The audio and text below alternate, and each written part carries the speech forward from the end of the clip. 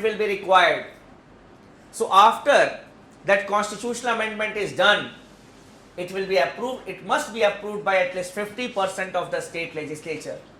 That is why the center is trying to evolve a consensus among the states, so that they will, more than 50% of the states will verify it. Representation of the states in the parliament. Every state has got a fixed representation in the Lok Sabha as well as in the Rajya Sabha. It cannot be altered by the parliament alone. You need the ratification by at least 50% of the state legislature.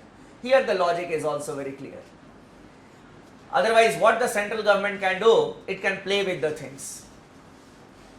For example, if it is a flexible provision, then the center can change according to its wishes. For example, the Bharatiya Janata Party, it gets maximum seat from the states like Madhya Pradesh, Bihar, Uttar Pradesh, Rajasthan, Gujarat, but it has got lesser number of seats, or we can say negligible seats, from Odisha, from West Bengal.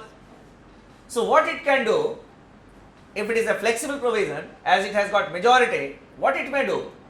Okay, Gujarat is sending more number of MPs and our party's hold is there. Increase the number of seats from Gujarat.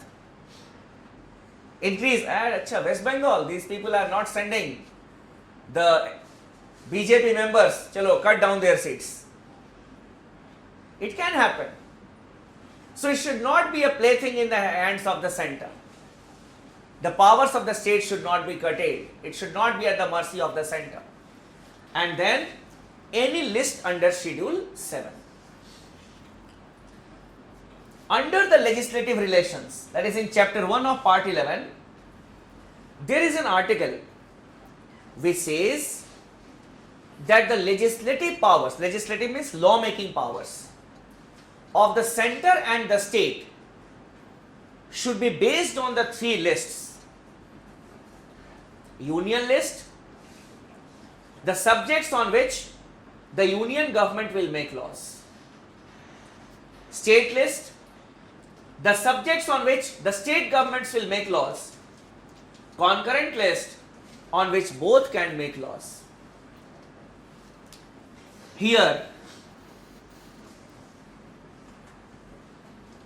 no alteration can be made by the parliament alone. For example, if something is added here, or it has to be repealed from here or added here, anything, any inclusion or exclusions, they must be ratified by at least 50% of the state legislatures. Here also the logic is the same. Otherwise, what the central government will do, it can increase the number of subjects in the union list or the concurrent list, and it can cut short the number of subjects in the state list. So wherever the interest of the state is concerned, the provisions have been made rigid in nature. Wherever the independence of judiciary is there, the provisions have been made rigid in nature. So only two types of provisions have been made rigid. First, dealing with center-state relations, and secondly, independence of judiciary. And finally, Article 368, it also says that I am also rigid. Some of you may be thinking that, Arey, sir is a very genius person, dekho, he has read whole constitution and then he has pointed out that, okay, this is the process of amendment. Arey, I do not do hard work, I do smart work. What I have done, I just read this article, and in this article, in the same manner, they have written some numbers also, article numbers. This article says that these provisions can be amended by the parliament, and after being amended by the parliament by a special majority, they need the ratification by the states. It is written in Article 368. And Article 368 says, I am also rigid. you cannot amend the Article 368 of itself. Why? Because if it is a flexible one, the center can just change it. All the provisions can be amended only by the parliament. And our energy would have been saved, but ठीक है. This is the logic. So Article 368 itself has been made rigid in nature. So if someone asks you that what is the logic? Why some provisions are flexible? Why some provisions are rigid in nature? So you should say that only those provisions have been made rigid in nature which deal with center-state relations and which wants to protect the independence of the judiciary. Rest all the provisions can be amended only by the parliament. Clear? This is the logic. So it is not partly rigid, partly flexible. The Indian constitution is largely flexible because out of nearly 485 articles, only these provisions are rigid in nature. Rest all can be amended only by the parliament. Now coming to the next and the important feature of the Indian constitution,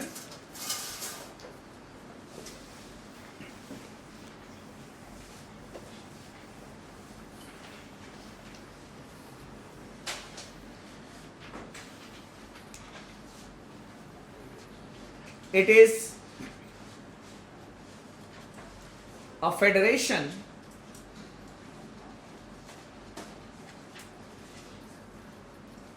with strong unitary features.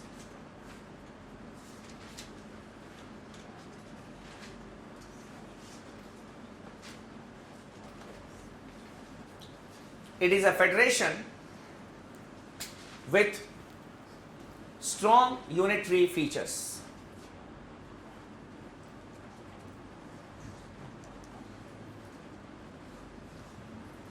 Based on the division of powers between the center and the states, the political systems can be classified as unitary systems and federal system. This is also a classification of the political systems: unitary system and federal system.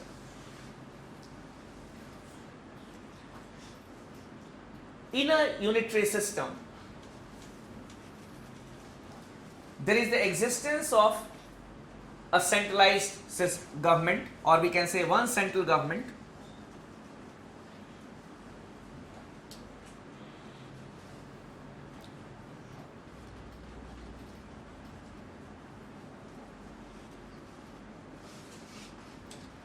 and there is centralization of powers.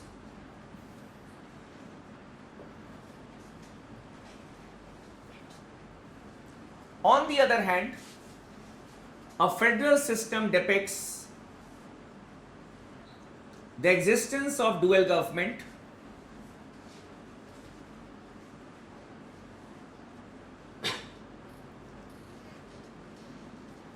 the central government and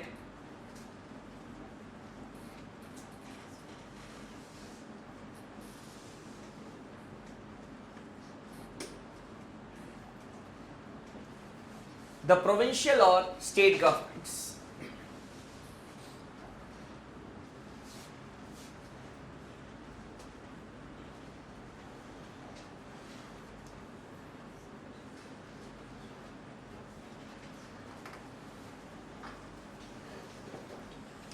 There is decentralization of powers.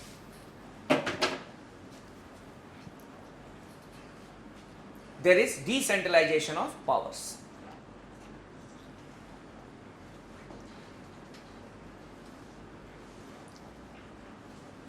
Suppose our class is an example of a unitary system, and if I am the central government, all the powers will be concentrated in me. It does not mean that there will be no state governments. even if the state governments are there, all the powers will be legally concentrated in me.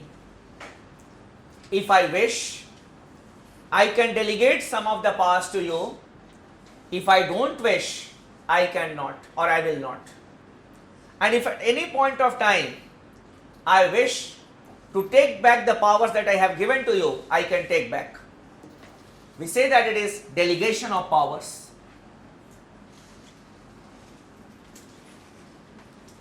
There may be delegation of powers. China, UK, France, Sri Lanka, they are the examples of unitary system. These states are the examples of unitary system. On the other hand, when we talk about a federal system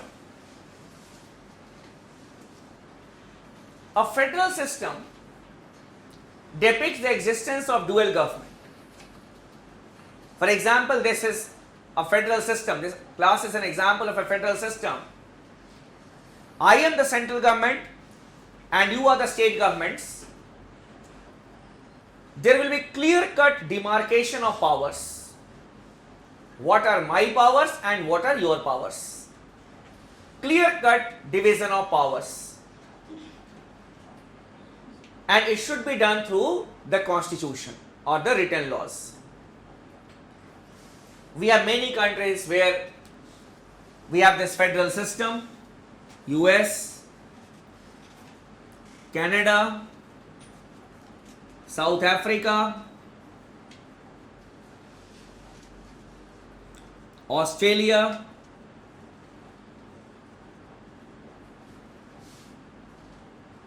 then we have Switzerland,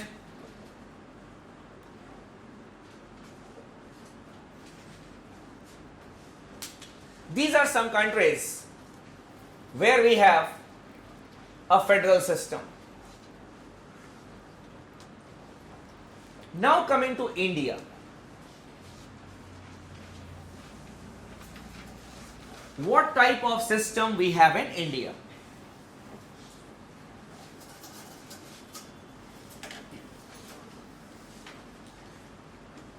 There are various nomenclatures which have been given to the Indian system.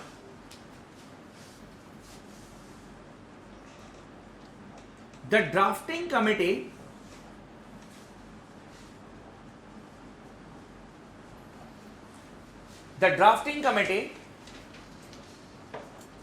of the Constitution,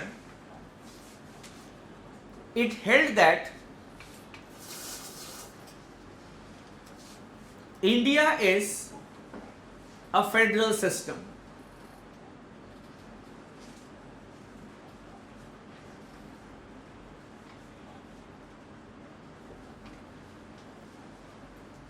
The drafting committee headed by Dr. B.R. Ambedkar, it held that it is a federal system. Professor K.C. Ware,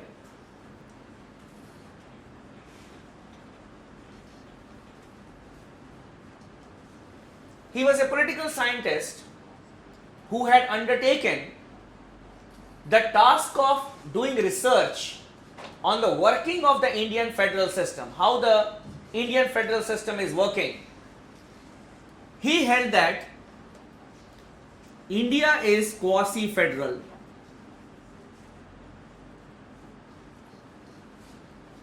He held that India is quasi-federal. Quasi-federal means semi-federal.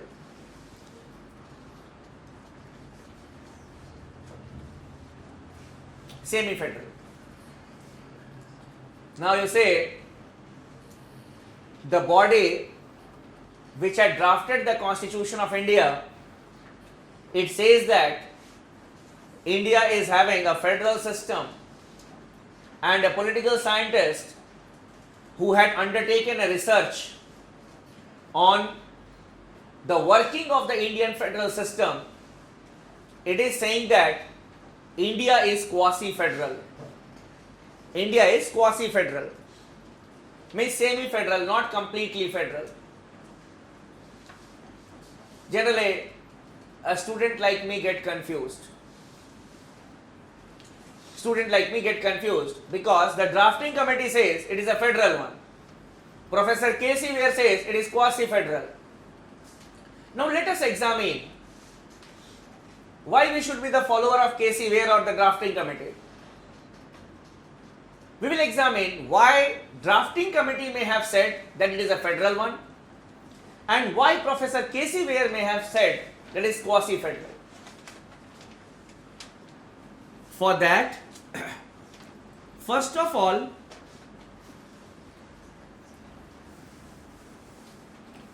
we need to see the essentials or the essential features of a true federation.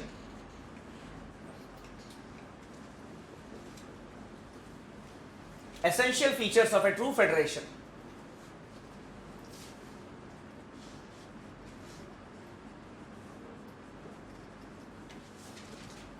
A written constitution,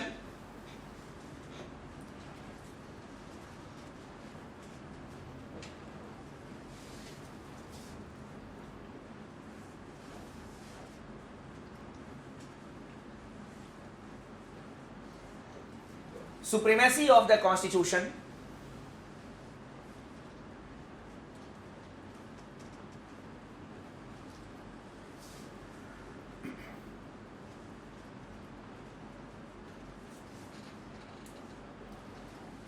rigid constitution,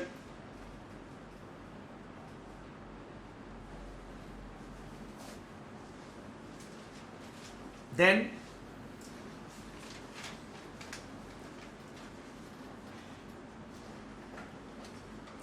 division of powers,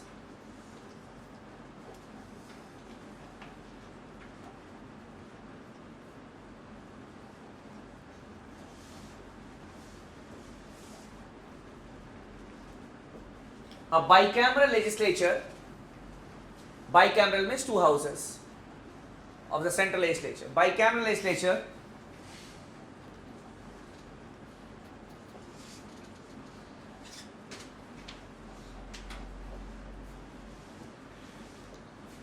and an independent judiciary.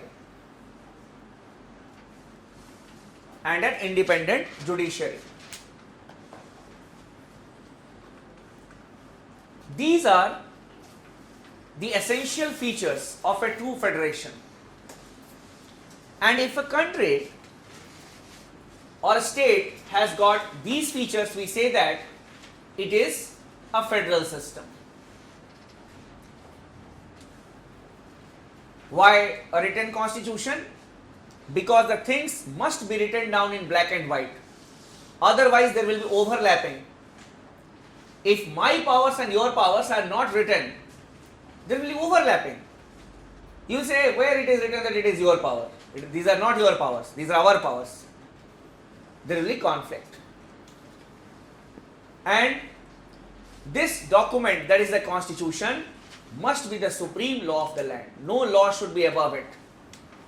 Then rigidity. Why the constitution must be rigid?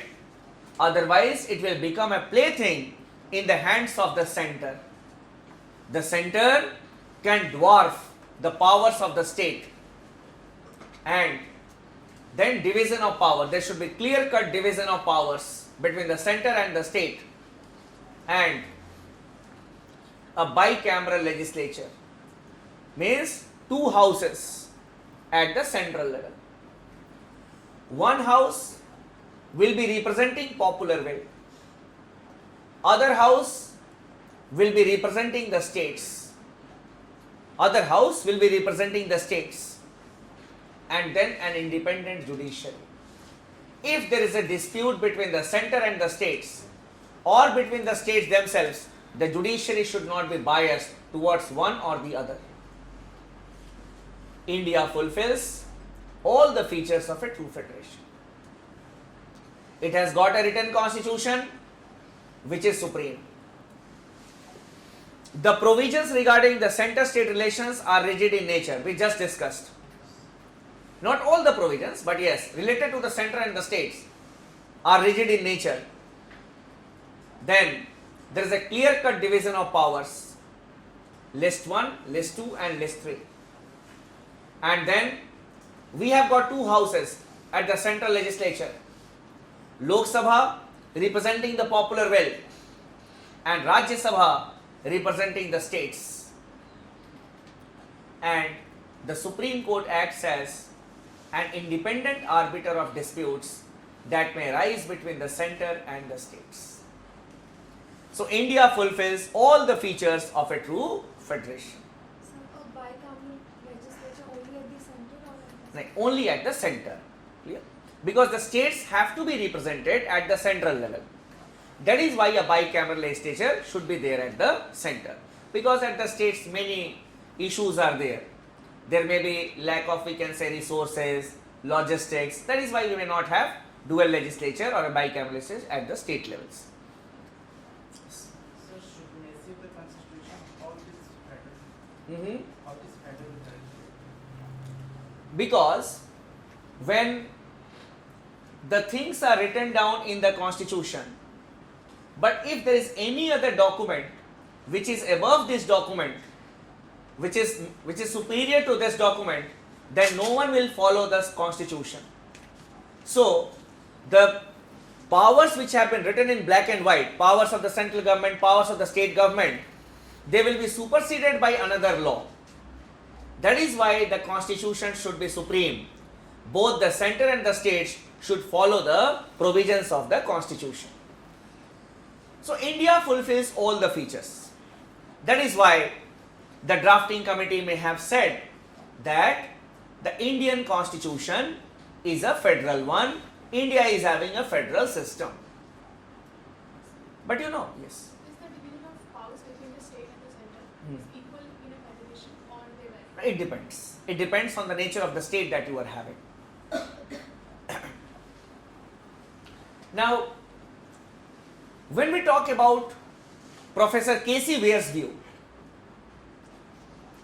it was not only Professor K.C. Ware, but many others have viewed that India is not a true federal country. Basically, what these researchers have done, they have taken America as the role model of federation. And they have compared America with the other countries or with India. This is there in America, this is not there in this country. Okay, it is not a true federation. For example, in America they have got dual constitutions. For every state they have got a constitution. In India we have got a single constitution, the exception being Jammu and Kashmir, that is for historical reason, that I will tell you on a different day. Then single citizenship. In America they have got dual citizenship. We have the office of the governor. The governor, who is the head of the state executive, is not responsible to the people and he is appointed by the central government. Then we have All India Services, IAS, IPS, Indian Forest Service. These officials are appointed by the central government but they serve under the state. And above all, the states are at the mercy of the central government.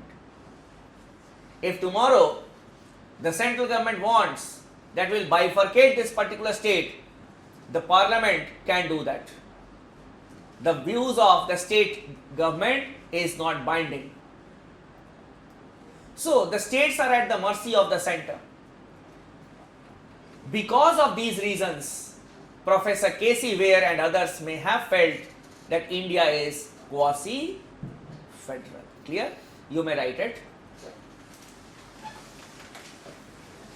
I feel you all may have written it. Okay? Essentials of a true federation. After that you write. India fulfills all the features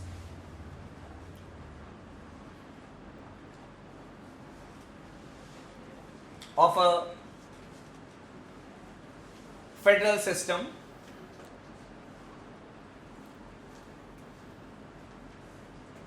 It has a written constitution which is supreme.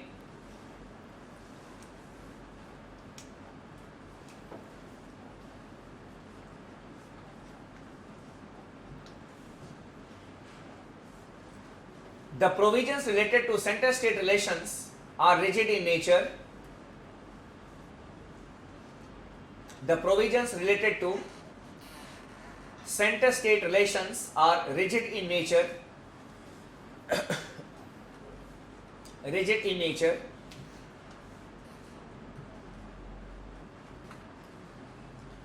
There is clear-cut division of powers. There is clear-cut division of powers between the center and the states.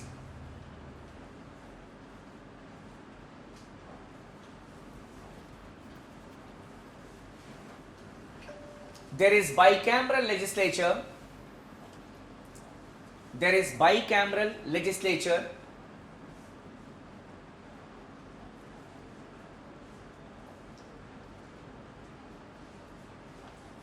Where the Lok Sabha represents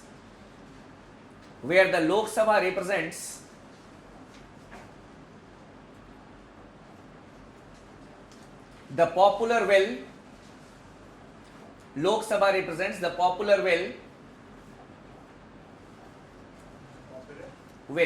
W-I-L-L, popular will, and the Rajya Sabha represents the states, and the Rajya Sabha represents the states, and the Supreme Court acts as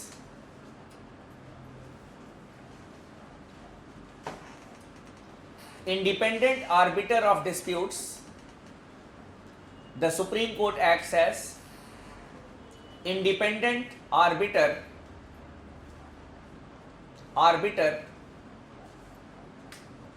of disputes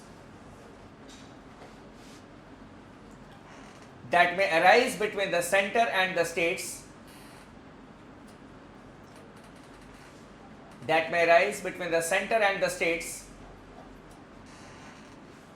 or between the states themselves.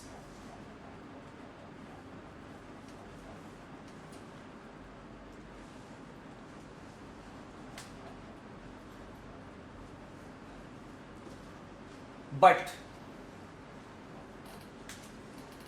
India has some distinctive features.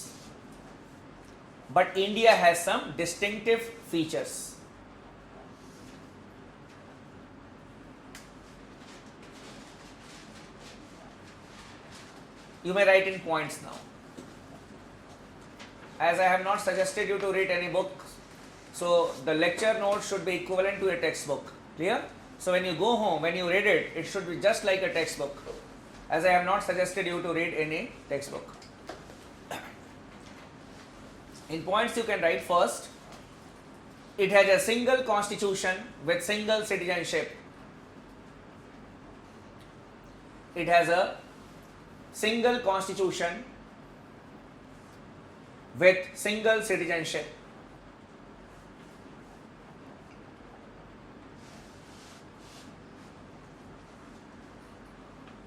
Secondly, the parliament has the power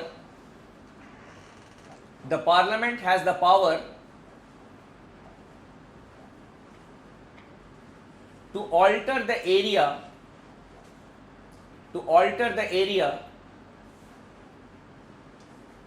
or boundary of any state. So in other words, we can say that the states are at the mercy of the center. Next, during national emergency,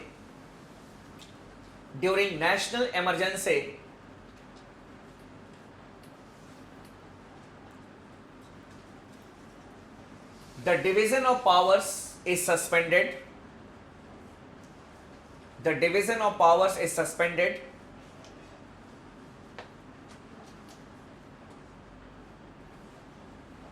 and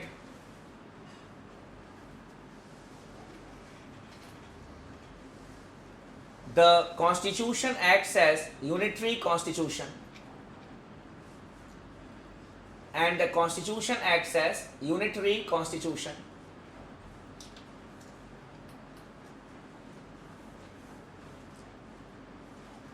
Next,